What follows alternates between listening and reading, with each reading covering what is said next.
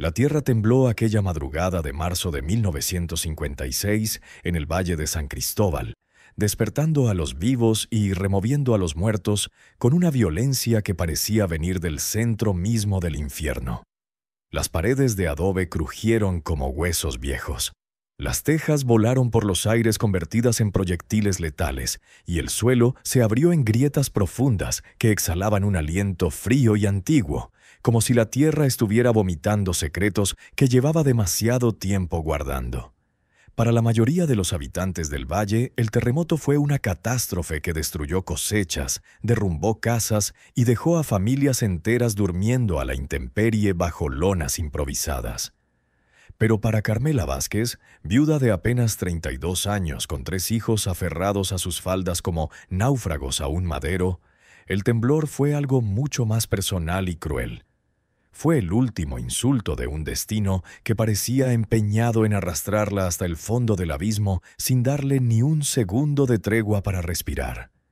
Había enterrado a su marido, Tomás, apenas 6 semanas antes, víctima de una neumonía que ningún curandero pudo curar y ningún doctor quiso atender porque sus bolsillos estaban más vacíos que sus promesas de pago. Lo había visto morir tosiendo sangre sobre el petate deshilachado, aferrándose a su mano con una fuerza desesperada mientras le suplicaba entre jadeos que cuidara de los niños, que no los dejara pasar hambre, que recordara que en algún lugar había una herencia, un rancho que le pertenecía por derecho de sangre aunque nadie más lo reconociera. El rancho del silencio, le había dicho Tomás con el último aliento que le quedaba, escupiendo las palabras junto con flemas rosadas. «Es tuyo ahora, Carmela. Está en las escrituras viejas que mi padre guardaba. Nadie lo quiere porque dicen que está maldito, pero es tierra, mujer, es nuestra tierra».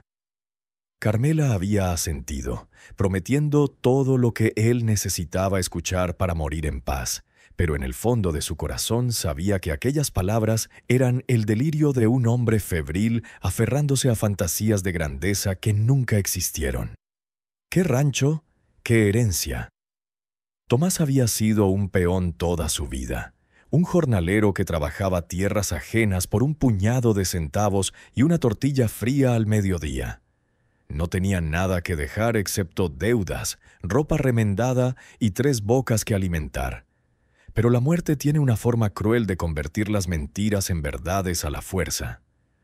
Una semana después del entierro, cuando Carmela estaba vendiendo las pocas herramientas que le quedaban para comprar frijoles, apareció en su puerta un notario viejo y jorobado, con un maletín de cuero agrietado y una mirada que mezclaba lástima con fastidio profesional. «¿Usted es la viuda de Tomás Vázquez?», preguntó sin preámbulos, sacando un documento amarillento que olía a humedad y tiempo muerto. «Soy yo», respondió Carmela sintiendo que el estómago se le cerraba con un presentimiento oscuro. El notario desplegó el papel sobre la mesa coja de la cocina, revelando un mapa dibujado a mano y una escritura con sellos oficiales tan antiguos que la tinta se había desvanecido hasta volverse fantasmal. Según los registros de propiedad del municipio, su difunto esposo era el único heredero vivo del Rancho del Silencio, ubicado en las faldas del Cerro del Muerto, a 8 kilómetros al norte de aquí. La propiedad consta de 15 hectáreas de tierra, una casa principal y construcciones anexas. Pasó a su nombre al morir su suegro hace 20 años, aunque nunca se ocupó ni se trabajó desde entonces. Carmela lo miraba sin entender, con la boca entreabierta y las manos temblando. Un rancho, 15 hectáreas, sonaba como un sueño, como esos cuentos de hadas que le leía a sus hijos cuando todavía tenía velas para alumbrar las noches. «Pero hay un problema», continuó el notario, y ahí estaba el veneno escondido en la miel. El rancho fue abandonado en 1936 después de ciertos incidentes. Nadie ha vivido allí en 20 años, y según me informan, el terremoto de esta madrugada lo dejó en condiciones aún peores. La casa principal se derrumbó parcialmente. Si esta historia ya te está atrapando, no olvides suscribirte y darle like. Déjame en los comentarios desde dónde nos estás escuchando. Me encanta saber de ti. ¿Qué ¿Qué quiere decir con ciertos incidentes?, preguntó Carmela sintiendo cómo el miedo reptaba por su espalda como una araña fría. El notario guardó silencio un momento demasiado largo, sopesando cuánta verdad podía manejar una viuda desesperada. Finalmente suspiró y cerró su maletín con un chasquido seco. Desapariciones, muertes inexplicables. La gente del pueblo dice que la tierra allá arriba está enferma, que algo malo duerme bajo ese suelo. Por eso nadie compra, nadie renta, nadie se acerca. Su suegro murió solo allí, y cuando lo encontraron una semana después, tenía una expresión de terror tan profunda que nadie quiso hablar de lo que vio. Carmela sintió que las rodillas le flaqueaban, pero se obligó a mantenerse firme. Detrás de ella sus 3 hijos, Lucía de 9 años, Rafael de 6 y la pequeña Rosa de apenas 3, la miraban con ojos enormes y hambrientos, esperando que su madre, como siempre, encontrara una solución mágica para el hambre que les roía las tripas. «¿Es mío legalmente?», preguntó con voz temblorosa pero determinada. «Sí, las escrituras están en orden. Nadie lo disputa porque nadie lo quiere». «Entonces voy para allá». El notario la miró como si acabara de declararse loca. «Señora, no me oyó bien. Ese lugar está... ¿Tiene techo?», lo interrumpió Carmela clavando sus ojos negros en los del hombre. «¿Tiene 4 paredes, aunque estén rajadas? ¿Tiene un espacio donde mis hijos puedan dormir sin que la lluvia les caiga encima?». El notario tragó saliva. «Supongo que algo debe quedar en pie, pero... entonces es mejor que la calle donde estamos ahora. Le debo 3 meses de renta al casero, y mañana viene a echarnos. Prefiero un rancho maldito con fantasmas que una banqueta bajo la lluvia con mis niños muriéndose de frío». No había orgullo en sus palabras, solo la aritmética brutal de la supervivencia. El notario asintió lentamente, reconociendo la lógica implacable de la desesperación, y le extendió las llaves oxidadas que colgaban de un cordel deshilachado. «Que Dios la acompañe, señora Vázquez. Va a necesitar su compañía». Esa misma tarde, con el sol comenzando su descenso hacia las montañas y el aire todavía cargado con el polvo del terremoto, Carmela empacó todo lo que poseían en 2 costales de yute: ropa remendada, una olla abollada, 3 platos de peltre, un zarape agujerado, una imagen de la Virgen de Guadalupe y el rosario de su madre muerta. No tenía dinero para un burro ni para un carretón, así que cargó un costal a la espalda y obligó a Lucía, la mayor, a cargar el otro mientras ella sostenía a Rosa en la cadera y Rafael se aferraba a su falda. La despedida del pueblo fue un asunto silencioso y vergonzoso. Los vecinos que la habían conocido toda la vida se asomaban por las rendijas de sus puertas, mirándola pasar con una mezcla de lástima y alivio de que no fueran ellos los que caminaban hacia el desastre. Algunos murmuraban oraciones, otros hacían la señal de la cruz, pero nadie salió a ofrecerle ayuda ni a despedirse con un abrazo. La pobreza es una enfermedad contagiosa en los pueblos pequeños, y nadie quiere arriesgarse a que se les pegue. Doña Petra, la tendera que le había fiado maíz durante meses, fue la única que la detuvo al pasar frente a su establecimiento. La anciana salió cojeando con su delantal manchado de harina y le metió en el costal un paquete envuelto en papel periódico. «Tortillas y un poco de queso», susurró la vieja con los ojos húmedos. «Para el camino, y llévate esto también». Le puso en la mano una medallita de San Miguel Arcángel, el que pelea contra los demonios. «Lo vas a necesitar más que yo, hija. Ese lugar no es de este mundo. Si ves algo raro, si sientes que algo no está bien, no seas necia. Regresa, aunque sea a dormir bajo los portales de la iglesia. No dejes que el orgullo te mate». Carmela cerró los dedos sobre la medalla tibia y asintió, incapaz de hablar sin quebrarse. Sabía que no había regreso posible, que había quemado todos los puentes al aceptar esas llaves oxidadas, pero no tenía sentido decírselo a la vieja. Se dio media vuelta y siguió caminando, sintiendo el peso de las miradas clavadas en su espalda como cuchillos de lástima. El camino hacia el Rancho del Silencio era una vereda polvorienta que serpenteaba entre campos abandonados y cercos rotos, subiendo gradualmente hacia las faldas del Cerro del Muerto, una elevación rocosa y pelona que se alzaba contra el cielo como una joroba gigantesca. El terremoto había dejado su marca por todas partes: árboles caídos, piedras rodadas desde lo alto, grietas en el suelo que exhalaban un olor extraño, metálico y antiguo, como si la tierra hubiera sangrado. El silencio era absoluto, antinatural. No había pájaros cantando ni insectos zumbando, solo el sonido de sus propios pasos y la respiración agitada de sus hijos. Lucía caminaba detrás de ella sin quejarse, aunque el costal le cortaba los hombros delgados y el sudor le empapaba la blusa raída. Rafael tropezaba cada 2 pasos, con las piernas cortas luchando por mantener el ritmo, y Rosa lloraba bajito contra el cuello de su madre, gimiendo: «Tengo sed, mami, tengo sed», en un murmullo constante que desgarraba el corazón de Carmela peor que cualquier insulto. «Ya casi llegamos, mi amor», mentía Carmela una y otra vez, aunque no tenía idea de cuánto faltaba. El mapa que le había dado el notario era viejo e impreciso, pero había una marca clara: una cruz negra en la ladera del cerro con la palabra «Silencio», escrita con caligrafía temblorosa. El sol estaba bajo cuando finalmente vieron la silueta del rancho recortada contra el cielo rojizo, y Carmela sintió que el alma se le caía a los pies.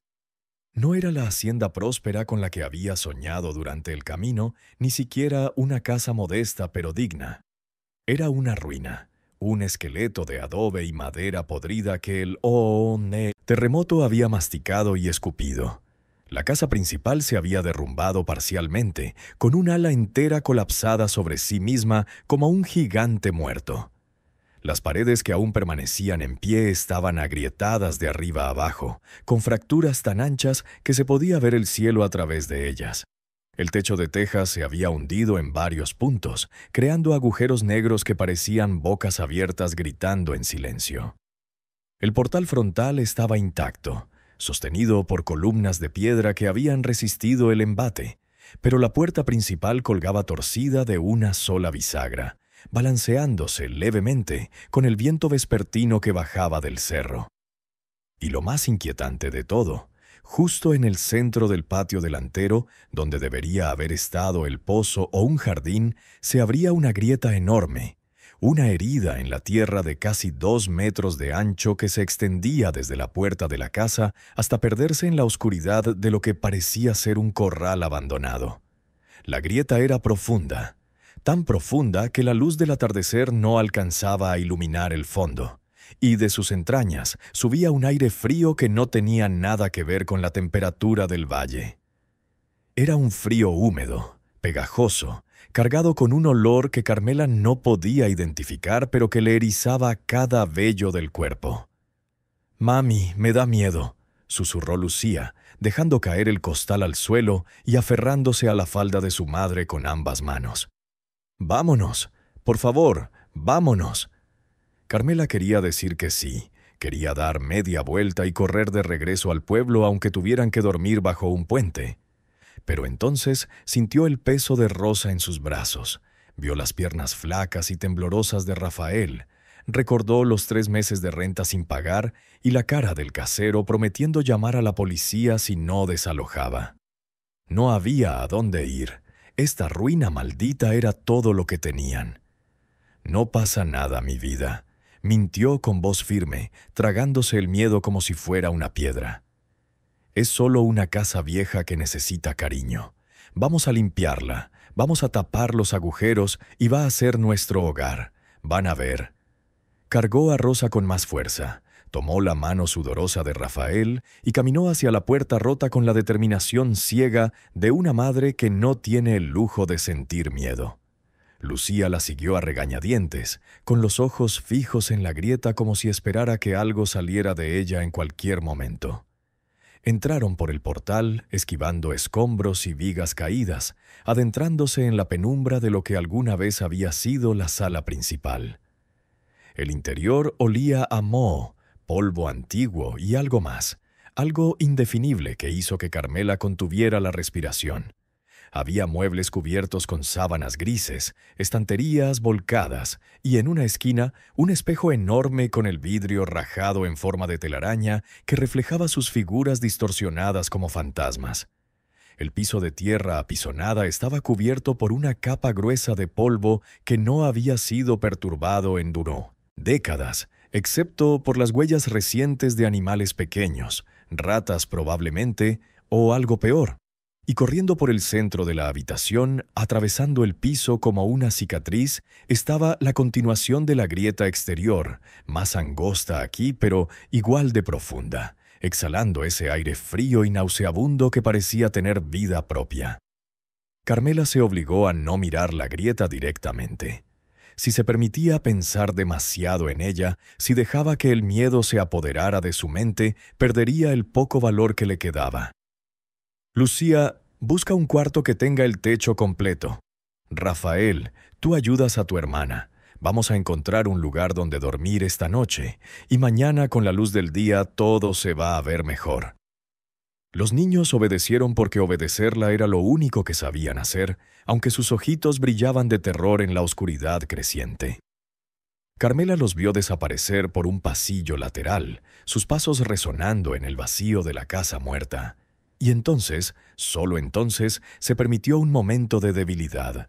Se dejó caer de rodillas sobre el piso polvoriento, todavía abrazando a Rosa que se había quedado dormida del puro agotamiento, y lloró en silencio, sin hacer ruido, porque no podía permitirse el lujo de que sus hijos la oyeran quebrarse. Las lágrimas caían calientes sobre sus mejillas sucias, dejando rastros limpios como cicatrices de sal. «Tomás», susurró al vacío, al fantasma de su marido muerto, «¿qué me dejaste? ¿Qué es este lugar?». Pero el silencio no respondió. Solo el viento entrando por las grietas y ese aire frío que seguía subiendo desde la herida en la tierra, susurrando cosas que Carmela no quería escuchar. Afuera, la noche caía rápida sobre el valle de San Cristóbal, y en el rancho del silencio, bajo un techo agrietado y sobre un suelo partido, una viuda y 3 niños se preparaban para enfrentar su primera noche en el lugar donde el terremoto había despertado algo que llevaba 20 años esperando. La oscuridad se tragó la última luz del día, y la grieta en el suelo pareció respirar más fuerte, como una bestia dormida reconociendo el olor de sangre fresca. La noche cayó sobre el rancho del silencio con la densidad de una lápida, aplastando cualquier ilusión de seguridad que Carmela hubiera intentado construir en las últimas horas de luz. Lucía había encontrado un cuarto pequeño en la parte trasera de la casa, milagrosamente intacto, con el techo completo y solo una ventana sin cristal que dejaba entrar el viento helado de la montaña. No había camas, ni siquiera petates, solo el suelo de tierra dura y fría que Carmela intentó suavizar extendiendo el zarape agujerado y amontonando las pocas prendas de ropa que tenían como almohadas improvisadas. Los 3 niños se acurrucaron juntos como cachorros asustados, con Rosa en el medio, protegida por el calor de sus hermanos mayores. Carmela no durmió. Se sentó con la espalda contra la pared agrietada, abrazando sus propias rodillas, vigilando la entrada del cuarto con una intensidad que le hacía arder los ojos. Cada crujido de la madera vieja la ponía en alerta.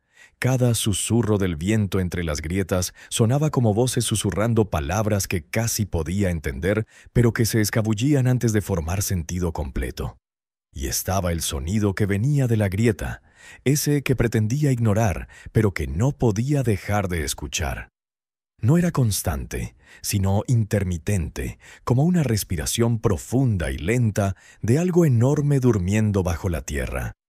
A veces sonaba como aire escapando de una cueva profunda, otras veces como el goteo lejano de agua sobre piedra, y en los momentos más inquietantes, como un arrastre suave, como si algo pesado se moviera lentamente por túneles que ningún ojo humano había visto. «Es solo el viento en las grietas», se repetía Carmela una y otra vez, cerrando los ojos y apretando la medallita de San Miguel hasta que el metal se le clavaba en la palma. «Es solo la tierra asentándose después del temblor. No hay nada más, no puede haber nada más. Pero sabía que se estaba mintiendo. Había algo profundamente equivocado en ese lugar, algo que iba más allá de la simple superstición campesina.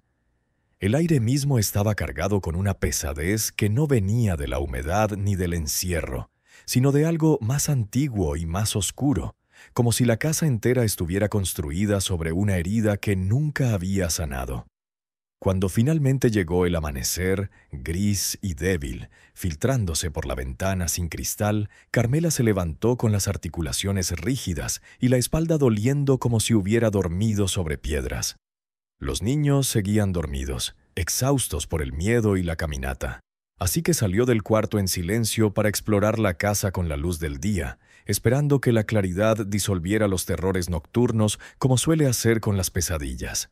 Pero la luz solo hizo las cosas peor, porque ahora podía ver con claridad la magnitud del desastre que había heredado. La cocina, si es que podía llamarse así, era una estructura anexa que milagrosamente seguía en pie, aunque la estufa de leña estaba oxidada y rota, con el comal partido en dos y las hornillas llenas de nidos de pájaros abandonados. El techo goteaba en varios puntos, creando charcos de agua estancada donde flotaban hojas podridas y los cadáveres secos de insectos que habían caído y nunca encontraron la salida. La sala principal, por donde habían entrado la noche anterior, era un caos de muebles volcados y vigas caídas. Había un sofá desventrado cuyo relleno de algodón se había convertido en nidos para roedores, una mesa de comedor partida por la mitad, y ese espejo enorme y agrietado que ahora, bajo la luz del día, mostraba un marco de madera tallada con figuras extrañas, símbolos que Carmela no reconocía pero que le causaban una inquietud visceral en el estómago. Y por supuesto estaba la grieta.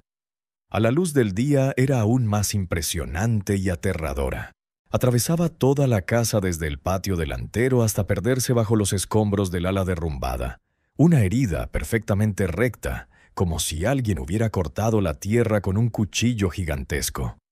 Los bordes eran limpios, casi artificiales, y en algunos puntos podía ver que la fisura no solo afectaba el piso, sino que descendía mucho más profundo, revelando capas de tierra, piedra y algo que parecía ser mampostería antigua, como si bajo la casa hubiera existido alguna construcción anterior que el tiempo y el abandono habían enterrado. Carmela se acercó al borde con cautela, sintiendo cómo el aire frío subía desde las profundidades, pegándose a su piel como dedos húmedos. Se arrodilló y se asomó, entrecenando los ojos para ver en la oscuridad, y lo que distinguió la hizo retroceder bruscamente. Escalones. Había escalones tallados en la piedra viva, descendiendo hacia las entrañas de la tierra, medio ocultos por escombros y tierra suelta que el terremoto había desplazado. No eran escalones recientes ni accidentales, eran antiguos, desgastados por el uso, con los bordes redondeados por el paso de incontables pies a lo largo de décadas o quizás siglos. Alguien había construido algo bajo esta casa, un sótano, una bodega o algo peor, y el terremoto había roto el sello que lo mantenía oculto. Carmela se sentó sobre sus talones, con el corazón latiendo fuerte contra las costillas. Debería sentir miedo, debería alejarse corriendo y no volver a mirar nunca. Pero junto con el miedo había otra cosa creciendo en su pecho. Curiosidad. Curiosidad y una chispa de esperanza desesperada. Si había algo construido bajo la casa, algo lo suficientemente importante como para ser ocultado y olvidado, ¿qué posibilidades había de que contuviera algo de valor?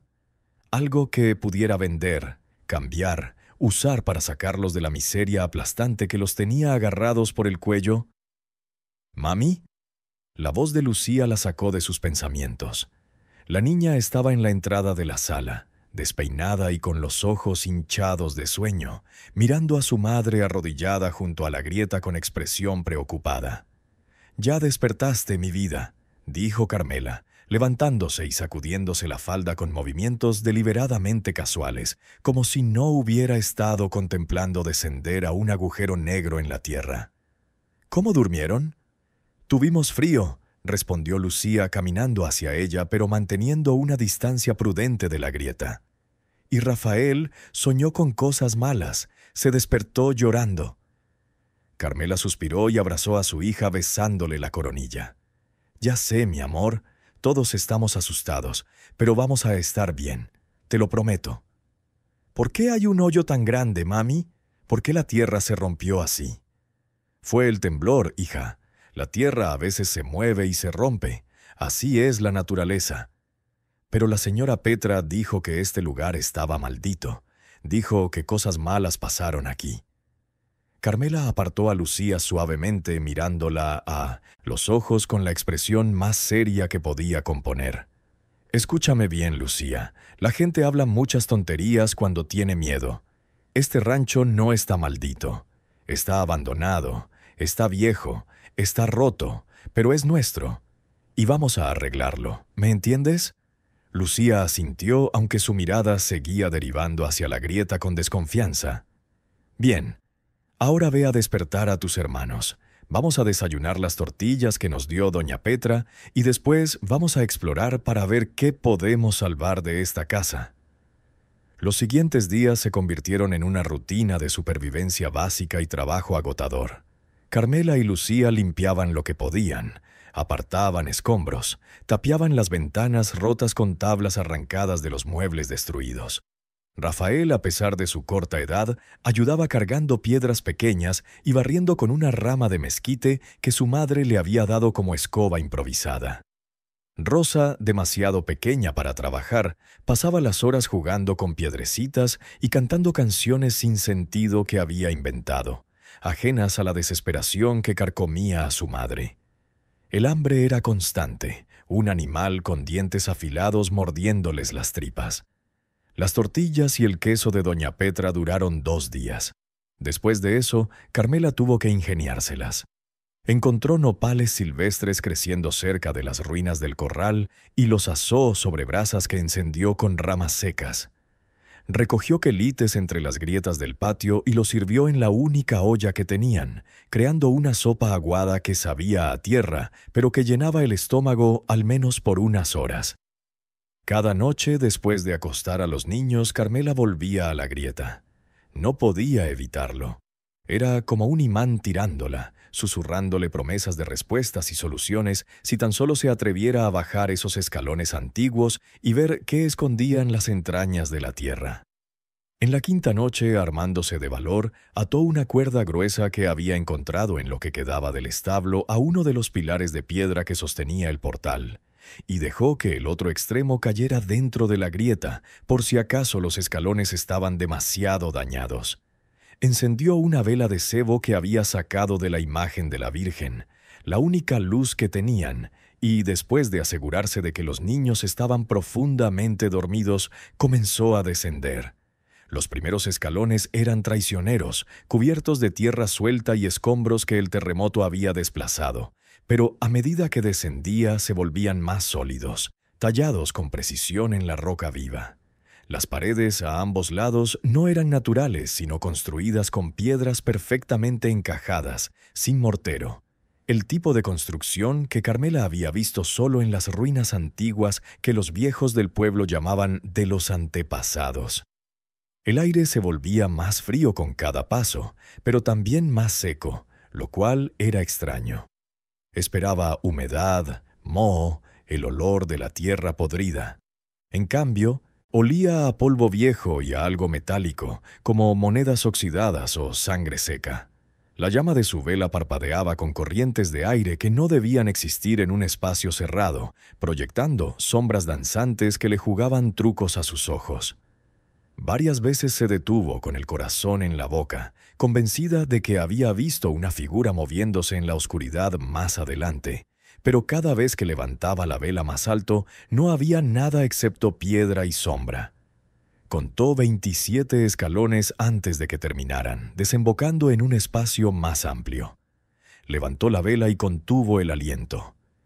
Era una cámara, un cuarto subterráneo rectangular de unos 5 metros de largo por 3 de ancho, con el techo abovedado sostenido por arcos de piedra que habían resistido el paso del tiempo y la violencia del terremoto con una solidez que la casa de arriba no había tenido. Las paredes estaban desnudas, excepto por nichos excavados a intervalos regulares, como los que se usan en las criptas para depositar a los muertos. Pero estos nichos no contenían huesos ni urnas funerarias. Contenían cajas de madera oscura y metal oxidado, de diferentes tamaños y formas. Algunas con cerraduras complejas, otras simplemente cerradas con cuerdas podridas. Y en el centro de la cámara, como una mesa de altar profano, había una losa de piedra plana con inscripciones grabadas que la luz vacilante de su vela no le permitía leer claramente. Carmela caminó lentamente hacia el centro, sintiendo que cada paso resonaba en el silencio absoluto del subterráneo con un eco que no debería existir. La llama de su vela comenzó a titilar violentamente, como si algo estuviera aspirando el aire, y por un instante brevísimo pero aterrador se apagó completamente, sumergiéndola en una oscuridad tan total que sintió que se ahogaba en ella. Gritó un sonido ahogado de puro pánico y sacudió la vela con manos temblorosas hasta que la mecha volvió a encenderse, llenando el espacio con su luz dorada y salvadora. Pero en el segundo de oscuridad absoluta había escuchado algo. Un sonido que no era el eco de su propio grito ni el crujir de la piedra antigua asentándose. Había sido una respiración, lenta, profunda, húmeda, muy cerca de su oído. Carmela retrocedió hacia los escalones con el corazón martilleándole las sienes, lista para subir corriendo y sellar esa maldita grieta con lo que fuera necesario, con piedras, con tierra, con su propio cuerpo si hacía falta. Pero entonces su pie tropezó con algo en el suelo, algo que no había notado en su descenso. Bajó la vela y vio una caja pequeña, del tamaño de una caja de zapatos, volcada sobre el suelo de piedra con su contenido parcialmente derramado. No estaba cubierta de polvo como las otras. Estaba limpia, como si alguien la hubiera movido recientemente. Con manos que le temblaban tanto que casi deja caer la vela, Carmela se arrodilló y recogió el objeto más cercano. Era un documento, un papel grueso y amarillento doblado en 4 partes, sellado con lacre rojo que se había agrietado con la edad. Lo desdobló con cuidado y acercó la vela para leer. Las primeras líneas estaban escritas en una caligrafía elegante y antigua, difícil de descifrar, pero algunas palabras saltaban a la vista con claridad brutal. Registro de propiedad, Valle de San Cristóbal, año de 1898. Depósito de valores, garantía de la familia Mendoza. Sellado por orden del gobierno federal. No abrir hasta resolución de conflicto agrario. Carmela sintió que la cabeza le daba vueltas. ¿Un depósito de valores? ¿La familia Mendoza? Ese apellido le sonaba vagamente, algo que su difunto suegro había mencionado una vez en una de sus borracheras nostálgicas, hablando de los patrones antiguos que habían sido dueños del valle antes de la Revolución. Metió la mano en la caja volcada y sacó más documentos, todos con sellos oficiales, todos fechados en el siglo anterior. Y debajo de los papeles, envuelto en tela encerada que se deshizo al tacto, encontró algo que le cortó la respiración. Oro. No eran monedas ni joyas, sino lingotes pequeños, cada uno del tamaño de su pulgar, con el sello del gobierno porfiriano estampado en el metal. Eran 6 en total, pesados y fríos, con un brillo opaco que aún así parecía iluminar la oscuridad circundante. El valor de esos lingotes era inimaginable. Con uno solo podría alimentar a sus hijos durante años. Con los 6 podría reconstruir la casa, comprar tierra trabajable, contratar ayuda, enviar a sus hijos a la escuela, vivir con una dignidad que nunca había conocido. Pero Carmela no era estúpida. Sabía que el oro escondido bajo tierra viene acompañado de historias oscuras y que los tesoros olvidados suelen tener dueños que no han olvidado. Si esto era parte de un depósito sellado por orden del gobierno, alguien en algún lugar tenía registros. Alguien podría venir a reclamar. Y peor aún, si esto había estado aquí durante 60 años sin ser tocado, si el lugar había sido abandonado y marcado como maldito, ¿qué había pasado con la última persona que intentó acceder a este tesoro? ¿Qué le había pasado a su suegro, que había muerto solo en esta casa con esa expresión de terror que nadie quiso describir? Un sonido desde las profundidades de la cámara, desde algún punto más allá de los nichos llenos de cajas, la sacó de sus pensamientos. Era ese sonido otra vez, ese arrastre lento y pesado, como algo grande moviéndose por un espacio estrecho. Y esta vez venía más cerca. Carmela no se quedó para investigar. Metió los lingotes en su delantal, agarró un puñado de documentos al azar y subió los escalones de dos en dos, jadeando, con la vela derramando cera caliente sobre su mano, pero sin soltar ni por un segundo. Porque perder la luz aquí abajo sería perder la cordura. Salió de la grieta como alma que lleva el diablo, tropezando con sus propias faldas, cayendo de rodillas sobre el piso de la sala y arrastrándose lejos del abismo como si la muerte misma la estuviera persiguiendo. Solo cuando estuvo a varios metros de distancia, con la espalda contra la pared sólida, se permitió respirar de verdad, llenando sus pulmones con el aire viciado pero familiar de la casa destruida. El oro en su delantal pesaba como una condena y una salvación al mismo tiempo. Había encontrado la herencia de su marido, la razón por la que este rancho maldito había pasado a la familia Vázquez. No era la tierra lo valioso, era lo que había bajo ella. Un tesoro escondido de la revolución, enterrado por familias ricas que habían huido o muerto, dejando sus riquezas selladas bajo órdenes gubernamentales que nunca se habían cumplido. Pero también había encontrado algo más. Algo que sus ojos no habían visto, pero que su cuerpo había sentido con absoluta certeza. Había algo vivo bajo esta casa. Algo que respiraba en la oscuridad y que se movía por túneles que ella no había visto todavía. Y lo peor de todo era que ahora que había abierto esa cámara, ahora que había tocado lo que estaba destinado a permanecer intocado, había la terrible sensación de que había despertado algo que llevaba mucho tiempo durmiendo. Mientras subía al cuarto donde sus hijos dormían inocentemente, apretando el oro contra su pecho y escondiendo los documentos bajo el colchón improvisado, Carmela tomó una decisión. No iba a huir. No podía. Ese oro era su única oportunidad de salvación, la diferencia entre ver a sus hijos crecer o verlos morir de hambre en alguna cuneta. Pero iba a necesitar respuestas.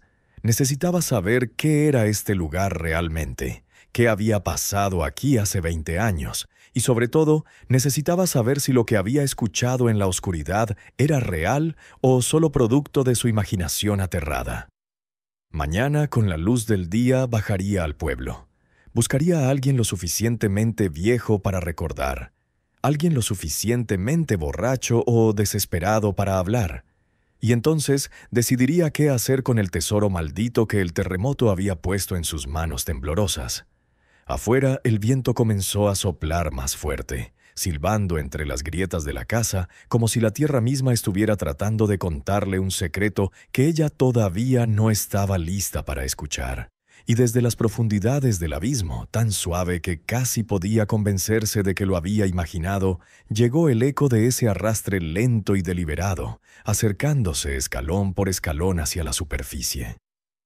El amanecer llegó envuelto en una neblina espesa que bajaba del Cerro del Muerto como dedos de humo, ocultando el valle en una sábana gris que hacía que todo pareciera irreal, suspendido entre el sueño y la vigilia. Carmela no había dormido. Se había quedado sentada contra la puerta del cuarto, con el oro escondido en su delantal y un cuchillo de cocina oxidado en la mano, vigilando la entrada como si esperara que algo saliera arrastrándose de las sombras. Pero nada vino, solo el silencio y el frío de la madrugada, y eventualmente la luz grisácea del día filtrándose por la ventana sin cristal, trayendo consigo el canto lejano de un gallo que indicaba que al menos parte del mundo seguía siendo normal. «Lucía», susurró, sacudiendo suavemente a su hija mayor. Despierta, mi vida. Necesito que cuides a tus hermanos. La niña abrió los ojos, todavía hinchados de sueño, y miró a su madre con confusión. ¿A dónde vas, mami? Al pueblo. Necesito conseguir comida y algunas cosas. Vuelvo antes del mediodía, te lo prometo. No te vayas, suplicó Lucía, aferrándose a la mano de su madre con dedos fríos. Tengo miedo de quedarme aquí sola. Carmela sintió que el corazón se le partía, pero no tenía opción. Necesitaba respuestas, y los niños estarían más seguros aquí, a la luz del día, que expuestos en el camino polvoriento donde cualquiera podría verlos y preguntarse qué hacía una viuda pobre caminando sola con tanto apuro. «Escúchame bien», dijo Carmela tomando el rostro de su hija entre las manos. «Van a quedarse en este cuarto con la puerta cerrada. No van a salir por nada del mundo, ¿me entiendes? Ni aunque oigan ruidos, ni aunque alguien toque, solo cuando yo regrese y les diga la contraseña». «¿Qué contraseña?», Carmela pensó rápidamente. «San Miguel Arcángel, si alguien toca y no dice esas palabras, no abres. ¿Queda claro?». Lucía asintió aunque sus ojos seguían llenos de miedo. Carmela besó la frente de cada uno de sus hijos dormidos, guardó uno de los lingotes de oro en un bolsillo interno que había cosido apresuradamente en su enagua durante la noche, escondió el resto bajo una tabla suelta del piso y salió de la casa mientras la neblina todavía ocultaba el mundo. El camino de regreso al pueblo le pareció más corto de lo que recordaba, quizás porque ahora caminaba sin el peso de los costales ni de los niños colgando de sus faldas. La neblina era tan densa en algunos tramos que apenas podía ver 2 metros frente a ella, pero conocía el camino lo suficiente para no perderse, siguiendo el sonido lejano del río y el olor a humo de leña que indicaba que las cocinas del pueblo ya estaban encendidas. Llegó cuando las campanas de la iglesia estaban llamando a la primera misa del día. Ese tañido triste y metálico que resonaba en el aire húmedo como un lamento. Las calles estaban casi vacías, excepto por algunas mujeres con rebozos negros caminando hacia la capilla y un par de perros flacos husmeando entre la basura. Carmela no fue a la iglesia. Fue directamente a la cantina El Venado Herido, un lugar que había evitado toda su vida, porque las mujeres decentes no entraban ahí, pero que ahora era su mejor esperanza de encontrar lo que buscaba. Hombres viejos, borrachos y con lenguas sueltas por el alcohol y el resentimiento. La cantina olía a meados, pulque agrio y desesperación. Había 3 hombres desparramados sobre mesas pegajosas, todavía bebiendo del día anterior o ya comenzando la destrucción del día nuevo. Uno estaba dormido con la cara sobre un charco de vómito seco. Los otros 2 miraban sus vasos con la intensidad de profetas buscando visiones en el fondo del vidrio. El cantinero, un hombre gordo con un delantal manchado de grasa, la miró con sorpresa cuando entró. «No servimos a mujeres», gruñó, pero sin mucha convicción. «No vengo a beber», respondió Carmela acercándose a la barra. «Vengo a buscar información, y puedo pagar». La palabra «pagar» cambió inmediatamente la expresión del cantinero. ¿Qué tipo de información? Sobre el Rancho del Silencio, sobre lo que pasó ahí hace 20 años. El silencio que cayó sobre la cantina fue inmediato y absoluto. Incluso el borracho que parecía dormido levantó levemente la cabeza. Los otros 2 dejaron de mirar sus vasos para mirarla a ella, y en sus ojos había algo más que curiosidad. Había miedo. «Nadie habla de ese lugar», dijo el cantinero bajando la voz. «Y si eres inteligente, tú tampoco deberías». «Vivo ahí», respondió Carmela clavando su mirada en la de él. «Heredé la propiedad y necesito saber con qué estoy viviendo». Uno de los borrachos, un viejo flaco con barba gris y dientes podridos, soltó una carcajada amarga. «¿Vives ahí? Con niños, supongo». «Dios santo, mujer, ¿estás loca o simplemente estúpida?» «Estoy desesperada», respondió ella con honestidad brutal. «Y la desesperación no me da el lujo de ser ninguna de las 2 cosas. Así que dime qué sabes, viejo, y te compro todo el pulque que puedas beber en una semana». El viejo la miró con ojos acuosos, calibrando si estaba hablando en serio. Carmela sacó el lingote de oro de su enagua, pero lo mantuvo parcialmente oculto en su mano, dejando que solo brillara lo suficiente para que él viera que no era una promesa vacía. Los ojos del viejo se iluminaron con una codicia que lo hizo parecer brevemente sobrio. Se limpió la boca con el dorso de la mano y señaló una mesa en la esquina más oscura. «Ahí, y que nadie más escuche». Se sentaron en la mesa pegajosa, y el cantinero, sin que nadie se lo pidiera, les llevó una botella de mezcal barato y 2 vasos sucios. El viejo se sirvió con manos temblorosas y se bebió el primer trago de un solo golpe antes de comenzar a hablar. «Me llamo Eusebio», dijo como si ese detalle importara.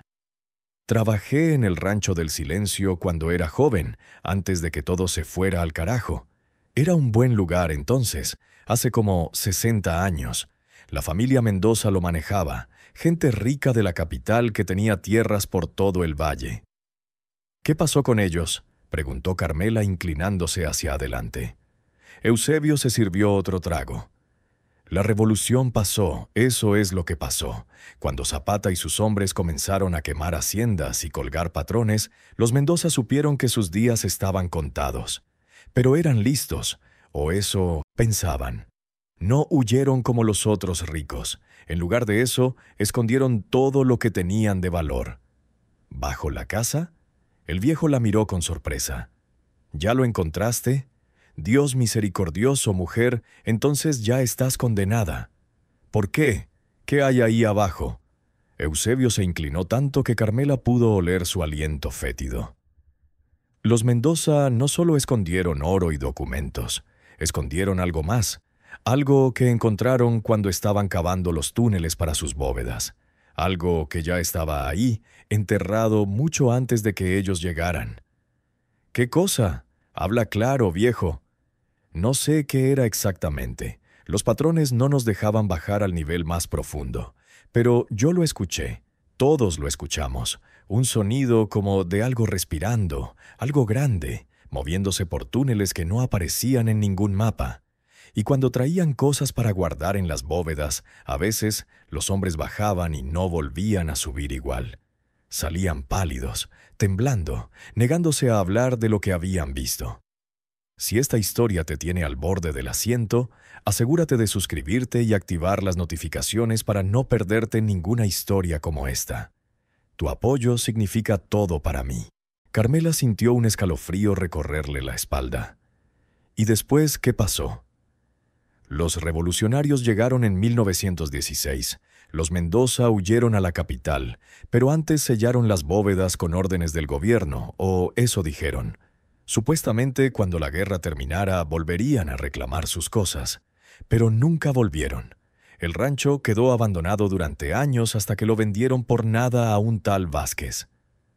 «Mi suegro», murmuró Carmela. «El mismo, un pobre diablo que pensó que había conseguido una ganga. Se mudó ahí con su familia, su esposa y un hijo pequeño. Iban a trabajar la tierra, criar ganado, vivir tranquilos. Pero la esposa murió en el primer mes. Se cayó por las escaleras, dijeron, aunque había rumores de que había bajado al sótano y salió corriendo gritando antes de tropezar. Después el niño desapareció. Simplemente se esfumó una noche. Nunca lo encontraron». Carmela sintió que la boca se le secaba. «¿Y mi suegro?». «Vivió solo ahí durante años, cada vez más loco, cada vez más paranoico. Decía que algo le hablaba por las noches, que había cosas moviéndose bajo el piso, que los Mendoza no habían escondido oro sino algo vivo, algo antiguo que había estado durmiendo bajo el valle desde antes de que los españoles llegaran. Nadie le creía, pensaban que el pulque le había podrido el cerebro, hasta que lo encontraron muerto hace 20 años. ¿Cómo murió?». Los ojos de Eusebio se volvieron vidriosos, mirando a través de ella hacia algún recuerdo que preferiría olvidar. «Yo fui uno de los que entró a buscarlo cuando los vecinos notaron que llevaba días sin dar señales de vida. Lo encontramos en la sala, cerca de esa grieta que ahora el temblor debió abrir más. Estaba muerto, con los ojos abiertos de par en par, mirando hacia el agujero. Y su cara, Dios santo, su cara, nunca he visto tanto terror congelado en un rostro humano. No tenía marcas, no había sangre, nada que explicara su muerte. Solo ese terror absoluto. ¿Y qué había en el agujero? No lo sé, nadie tuvo el valor de mirar. Tapamos la grieta con tierra y madera, sellamos la casa y juramos no volver nunca. El lugar quedó abandonado desde entonces, hasta que tú, pobre tonta, decidiste mudarte. Carmela permaneció en silencio un momento, procesando todo lo que había escuchado. Parte de ella quería rechazarlo como las fantasías de un borracho, pero otra parte, la parte que había escuchado esa respiración en la oscuridad, sabía que había verdad en sus palabras. ¿Hay alguien más que sepa algo? ¿Alguien que haya estudiado ese lugar? Eusebio se encogió de hombros. Había un cura, el padre Mateo, que vino hace años a bendecir el rancho después de que encontramos a tu suegro. Dijo que el lugar no estaba embrujado, sino contaminado. Esa fue la palabra que usó. Contaminado por algo muy antiguo. Pero se fue del pueblo hace tiempo y no sé si sigue vivo. ¿Y los Mendoza? ¿Hay algún descendiente que pueda saber más? Todos muertos o desaparecidos, hasta donde sé, pero el viejo bajó aún más la voz. Hay un hombre en el pueblo, don Gustavo Salazar. Es el terrateniente más rico del valle ahora. Compró todas las propiedades que los revolucionarios confiscaron. Él ha estado tratando de comprar tu rancho durante años, ofreciendo dinero a cualquiera que reclamara la propiedad. Incluso ofreció pagarle a tu suegro antes de que muriera, pero el viejo se negó a vender. ¿Por qué querría ese hombre un rancho maldito? Eusebio sonrió mostrando sus dientes podridos. Porque sabe lo que hay ahí abajo, y sea lo que sea, lo quiere para él. La información cayó sobre Carmela como agua helada. No solo tenía que lidiar con lo que fuera que vivía bajo su casa, ahora sabía que había un hombre poderoso que también quería acceder a esos túneles, un hombre que probablemente se enteraría muy pronto de que ella se había mudado al rancho. «Si fueras yo», preguntó Carmela, «¿qué harías?». Eusebio la miró con algo parecido a la compasión. «Tomaría a mis hijos y correría lo más lejos posible. Ese oro que tienes escondido puede comprarte una vida nueva en otra parte. Pero si te quedas, si sigues excavando en secretos que deberían permanecer enterrados, no solo te vas a condenar tú, vas a condenar a esos niños». Carmela dejó medio lingote sobre la mesa, suficiente para mantener al viejo borracho durante meses, y salió de la cantina sin decir otra palabra. El sol había quemado la neblina, y ahora el pueblo estaba despierto, con mujeres caminando al mercado y hombres abriendo sus talleres. Pero Carmela apenas los veía. Su mente estaba dando vueltas, tratando de juntar las piezas del rompecabezas. Un tesoro escondido, algo vivo bajo la tierra, un terrateniente codicioso que quería el rancho, y sus 3 hijos inocentes durmiendo en medio de todo eso. Compró maíz, frijoles, manteca y sal en el mercado, gastando el dinero que le quedaba del lingote que había roto. La comerciante la miró con curiosidad, pero no hizo preguntas. En pueblos pequeños, las preguntas directas son de mala educación. Los chismes se recolectan a través de observación y especulación. Mientras caminaba de regreso hacia el rancho con su canasta de provisiones, Carmela tomó una decisión. No iba a huir, no todavía, pero tampoco iba a ser víctima pasiva de lo que fuera que estaba sucediendo. Primero necesitaba entender qué había exactamente bajo su casa, los túneles, las cámaras y, sobre todo, ese sonido que seguía escuchando por las noches. Segundo, necesitaba proteger a sus hijos. Si don Gustavo Salazar venía a reclamar el rancho, necesitaba tener las escrituras y documentos que probaran que la propiedad era legítimamente suya. Y tercero, necesitaba descubrir si lo que vivía bajo tierra era peligroso o simplemente antiguo, porque había una diferencia entre un monstruo y un guardián. La casa apareció ante ella con el sol del mediodía iluminando brutalmente su decadencia. Pero ahora, conociendo su historia, Carmela ya no la veía solo como una ruina. La veía como una fortaleza construida sobre secretos, y ella tenía las llaves de esos secretos guardadas bajo el piso de su cuarto. «San Miguel Arcángel», dijo en voz alta al tocar la puerta del cuarto donde había dejado a sus hijos. La puerta se abrió inmediatamente y Lucía se lanzó a sus brazos, llorando de alivio. «Tardaste mucho, mami. Pensé que no ibas a volver». «Siempre voy a volver», prometió Carmela abrazando a su hija. «Siempre». Preparó comida para los niños, frijoles refritos con tortillas calientes, y los vio comer con un apetito voraz que le partía el corazón. Mientras comían, ella miraba la grieta visible desde la ventana del cuarto, esa herida en la tierra que había cambiado todo. Esa tarde, después de que los niños se durmieran la siesta del cansancio y el estómago lleno, Carmela volvió a bajar al sótano. Esta vez llevaba más velas, un cuchillo más grande, y la medallita de San Miguel apretada en su mano libre. Bajó los 27 escalones con más confianza que la primera vez, manteniendo la respiración constante para controlar el miedo. Llegó a la cámara con los nichos llenos de cajas y se dirigió directamente a la losa de piedra en el centro. A la luz de múltiples velas pudo leer las inscripciones que la noche anterior solo había vislumbrado. Estaban en español antiguo, pero pudo descifrar lo esencial. «Aquí yace el guardián del valle. No despertar, no profanar, no olvidar, sellado por orden de la corona en el año 1721. Más de 200 años antes. Esto no había sido construido por los Mendoza. Ellos solo habían tropezado con algo que ya existía, algo que los españoles habían encontrado y decidido sellar en lugar de destruir. Carmela colocó su mano sobre la losa fría. «¿Qué eres?», susurró a la piedra. «¿Por qué todos te tienen tanto miedo?». Como respuesta escuchó ese sonido otra vez, pero ahora que estaba más cerca pudo identificarlo mejor. No era un arrastre, era más como el roce de escamas secas contra piedra, como una serpiente gigantesca moviéndose por un túnel estrecho. Y venía de abajo, mucho más abajo de donde ella estaba parada. La losa bajo sus pies no era el final de los túneles, era solo el principio. Un ruido desde arriba la sacó de sus pensamientos. Voces. Voces de hombres, múltiples, hablando fuerte, acompañadas por el sonido de caballos relinchando y cascos golpeando el suelo. Carmela apagó las velas rápidamente y subió los escalones corriendo, con el corazón martilleándole el pecho.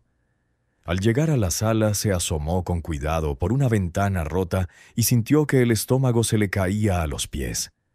Había 5 hombres a caballo frente a la casa, todos armados con rifles y pistolas. El que estaba al frente era un hombre mayor, de unos 60 años, vestido con un traje de charro elegante y un sombrero de ala ancha. A pesar de su edad, emanaba un aire de autoridad y poder que solo viene de años de tener a otros bajo su bota. Don Gustavo Salazar. No había necesitado preguntar, lo supo instintivamente. «Señora Vázquez», gritó el hombre con una voz que sonaba cortés pero que estaba impregnada de amenaza. «Sé que está ahí dentro. Vengo a hacerle una oferta que sería muy tonta de rechazar». Carmela no respondió. Corrió al cuarto donde sus hijos se despertaban asustados por los gritos. «¿Qué pasa, mami?», preguntó Rafael con lágrimas en los ojos. «Nada, mi amor, solo unos hombres maleducados que se van a ir pronto». Pero sabía que mentía. Esto no era una visita de cortesía.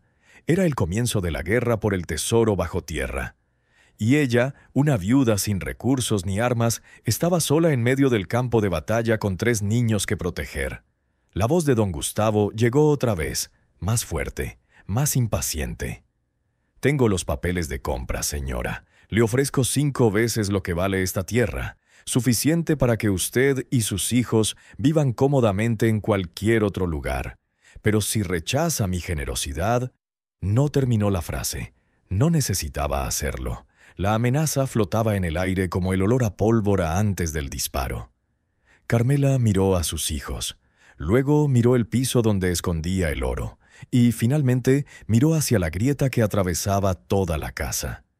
Tenía 3 opciones: vender y huir, pelear y probablemente morir, o hacer algo que ninguno de ellos esperaría: despertar al guardián.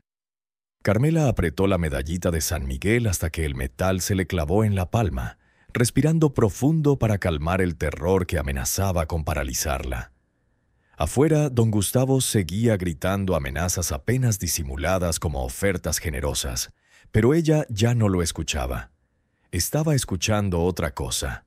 Ese sonido desde abajo, más fuerte ahora, más insistente, como si lo que vivía en los túneles también hubiera sentido la llegada de los hombres armados, como si después de 20 años de silencio, finalmente algo había perturbado su sueño lo suficiente para despertar su atención. «Lucía», susurró con urgencia, «llévate a tus hermanos al cuarto del fondo, cierren la puerta, empujen la mesa contra ella y no salgan pase lo que pase. ¿Me entiendes?» «Mami, no», comenzó la niña, pero Carmela la interrumpió con una firmeza que no admitía discusión. «Ahora». Los niños obedecieron corriendo hacia el fondo de la casa, con Rosa sollozando en brazos de Lucía. Cuando los vio desaparecer por el pasillo, Carmela tomó la decisión más loca de su vida. Corrió hacia la grieta, agarró la cuerda que todavía colgaba hacia el sótano y bajó los escalones más rápido que nunca. No encendió velas. Ya no las necesitaba. Sus ojos se habían adaptado a la oscuridad durante las noches de vigilancia, y además no quería ver realmente lo que estaba a punto de hacer. Llegó a la cámara y se arrodilló frente a la losa de piedra con las inscripciones antiguas. «Guardián del valle», dijo en voz alta con las manos temblorosas sobre la piedra fría. «Sé que me estás escuchando. Sé que has estado escuchando desde que llegué. No te voy a despertar para hacerte daño. No vine a profanarte ni a robarte. Pero hay hombres allá arriba que sí lo harán. Hombres que no respetan lo antiguo, que solo quieren saquear lo que proteges». El sonido de escamas contra piedra se detuvo. El silencio que siguió fue absoluto, tan profundo que Carmela podía escuchar su propio corazón latiendo como tambor de guerra. «Tengo 3 hijos», continuó con la voz quebrándose. «Solo quería un lugar donde vivir, donde ellos no murieran de hambre. No sabía lo que había aquí, pero ahora lo sé, y te pido que hagas un trato conmigo». Desde arriba llegó el sonido de algo pesado golpeando la puerta principal. Habían perdido la paciencia. «Protégeme a mí y a mis hijos de esos hombres», susurró Carmela, «y yo protegeré tu sueño. Sellaré los túneles, guardaré el secreto, mantendré alejados a los profanadores. Seré tu guardiana, como lo fueron los antiguos. Pero por favor, no dejes que lastimen a mis niños». 1 minuto de silencio. 2, 3. Entonces, la losa bajo sus manos comenzó a vibrar suavemente. No era un temblor. Era más como un ronroneo, como el sonido grave de un gato gigantesco. Y con ese sonido vino una ráfaga de aire caliente desde abajo, cargado con un olor a tierra antigua, a incienso quemado hace siglos, a tiempo congelado. Y en su mente, sin palabras pero con absoluta claridad, sintió la respuesta. Una presencia consciente, vieja más allá de la comprensión humana, tocando el borde de sus pensamientos con curiosidad y algo parecido a aceptación. El trato estaba hecho.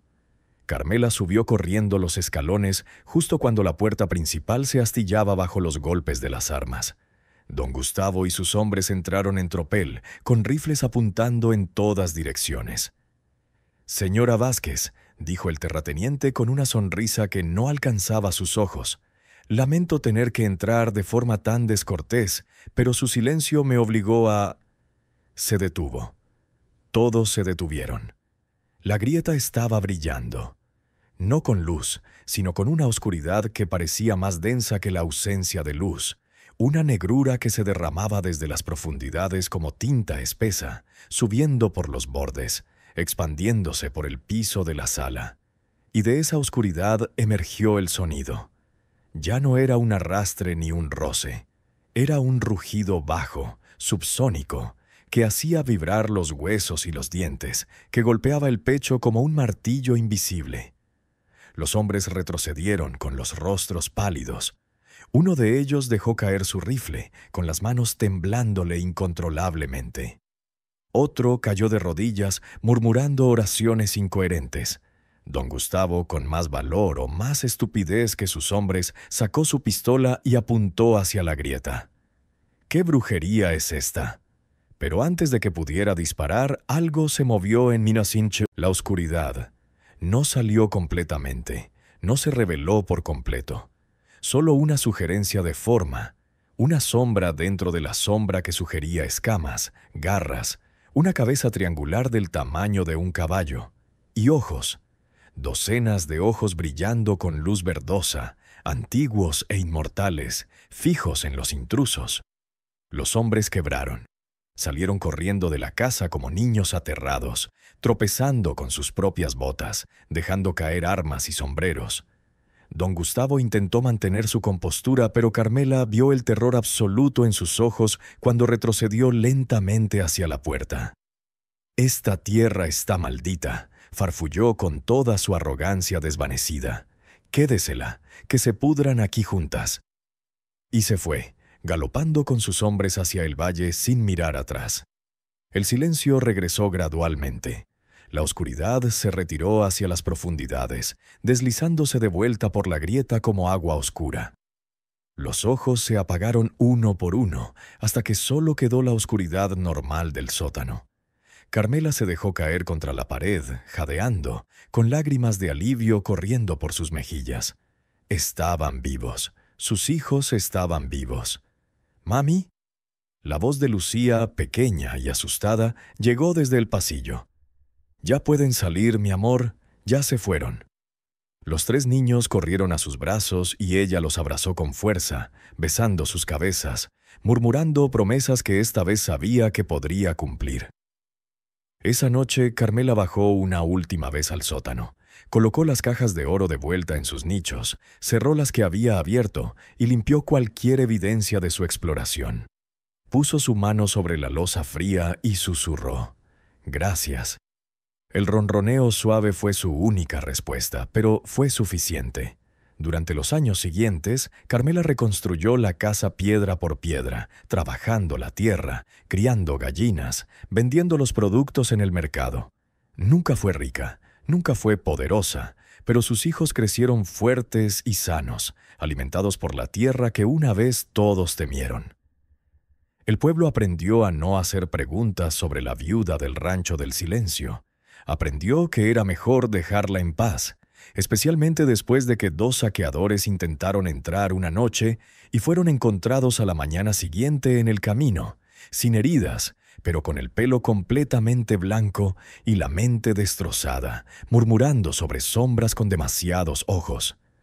Carmela nunca volvió a bajar al nivel más profundo. Mantuvo su promesa.